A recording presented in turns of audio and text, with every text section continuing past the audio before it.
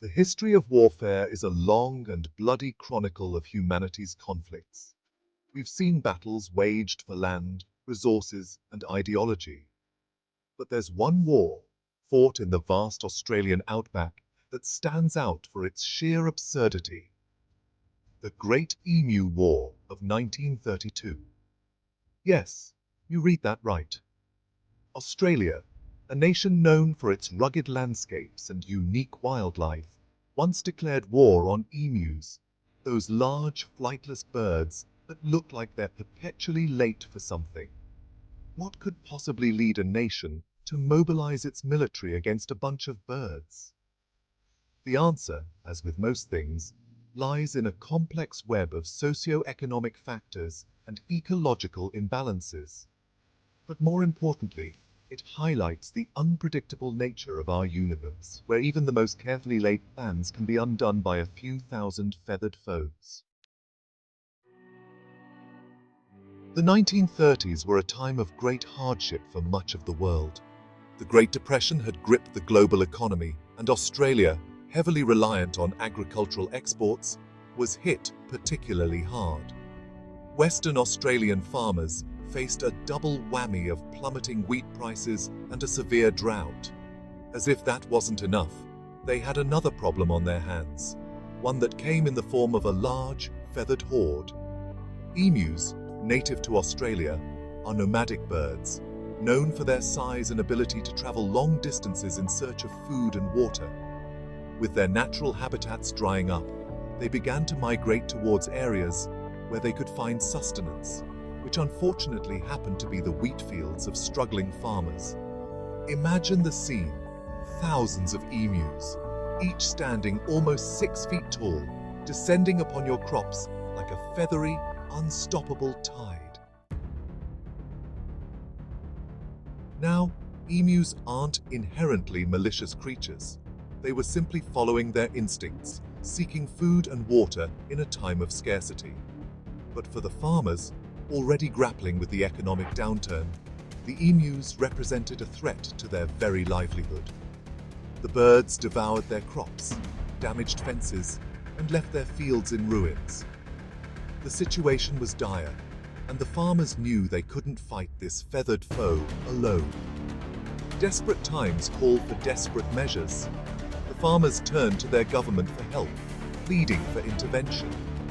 They argued that the emus, with their numbers and destructive feeding habits, constituted a national crisis. And so, in a move that would forever be etched in the annals of history, the Australian government declared war on the emus. Yes, you read that right. The Australian government, facing pressure from its citizens and perhaps caught up in the absurdity of the situation, actually deployed its military to combat the emu menace. The force consisted of soldiers armed with Lewis machine guns, weapons designed for trench warfare in World War I, not for battling birds in the vast Australian outback. The mission, dubbed the Emu War by the media, was led by Major Meredith of the 7th Heavy Battery of the Royal Australian Artillery. Their objective was simple: reduce the emu population and drive them away from the farmlands. The soldiers, perhaps expecting an easy victory against their avian adversaries, embarked on their unusual mission. Little did they know, the emus had other plans. Section 5. The battle begins and stalls. The initial skirmishes between the soldiers and the emus did not go as planned, to say the least. The soldiers, accustomed to engaging human targets, found themselves ill-equipped to deal with the emus' unpredictable movements and surprising resilience. Emus, it turns out, are incredibly hardy creatures.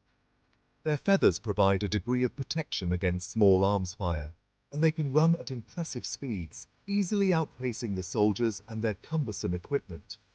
The soldiers' machine guns, designed for mowing down enemy troops, proved largely ineffective against the scattered and fast-moving emus.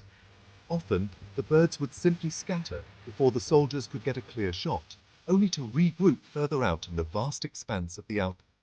The emus, it seemed, were winning the war of attrition. Section 6. These emus are practically bulletproof. The soldiers' frustrations mounted with each passing day. Newspapers, initially supportive of the government's efforts, began to publish satirical cartoons and articles, poking fun at the army's struggles against the feathered foe. One can only imagine the conversations that must have transpired among the soldiers, their morale dwindling with every missed shot and every emu that strutted away unharmed. Major Meredith, in a moment of exasperated honesty, remarked that the emus were practically bulletproof, highlighting the absurdity of the situation. He compared the emus to tanks and marveled at their ability to withstand gunfire. His words, captured in official reports, painted a vivid picture of the challenges faced by the soldiers in the field. Section 7. Retreat and Re-evaluation. After several weeks of futile attempts to control the emu population, the Australian government called for a retreat. The soldiers, defeated but perhaps relieved, packed up their Lewis guns and returned to their barracks. The Great Emu War of 1932 had come to an end, not with a bang, but with a whimper of frustration. The war was a PR disaster for the Australian government, ridiculed both domestically and internationally. It highlighted the disconnect between policy decisions and their real-world implications, especially when dealing with the unpredictable nature of the natural world. The emus, meanwhile, continued to thrive, their numbers largely unaffected by the military's efforts.